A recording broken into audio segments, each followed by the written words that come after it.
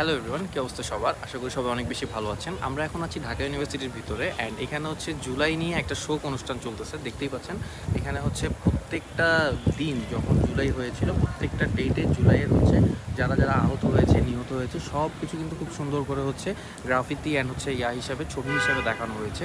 And sad update যেটা, সেটা হচ্ছে আমাদের অ্যান্ড্রয়েড ইউজারদের জন্য। আমরা অ্যান্ড্রয়েড ইউজার যারা আছি তাদের জন্য সবচেয়ে বেশি বড় স্যাড আপডেট যেটা, সেটা হচ্ছে OnePlus কিন্তু এখন আর অপারেশনাল থাকছে না। OnePlus কিন্তু এখন ফুললি ফাংশনাল ওয়েতে ওপ্পো হিসেবে চলে আসতেছে। অ্যান্ড OnePlus নিয়ে কিন্তু আমরা হচ্ছে অনেক বেশি আশাবাদী ছিলাম। তাদের লাস্ট যে ডিভাইসটা সেটা হচ্ছে OnePlus 15, অ্যান্ড OnePlus 15-এর পর তারা কিন্তু আর হচ্ছে কন্টিনিউ করবে না। তারা হচ্ছে ফুললি ওপ্পোতে হচ্ছে ট্রান্সফার হয়ে যাচ্ছে। তারা হচ্ছে ওপ্পো নিয়ে হচ্ছে কন্টিনিউ করবে।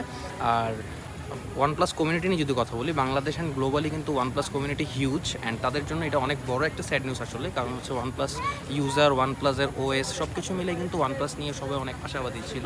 তো এটা স্যাড হইলেও ট্রু যে তারা হচ্ছে এখন আর অপারেশনাল থাকছে না এবং তারা হচ্ছে ওপ্পোতে কনভার্ট হয়ে যাচ্ছে। তাই আমরা হচ্ছে OnePlus-এর যে আলাদা একটা অক্সিজেন ওয়েস দেখতে পারতাম, অ্যান্ড OnePlus-এর যে আদার্স থিংগুলো ছিল ওগুলো এখন আর থাকতেছে না।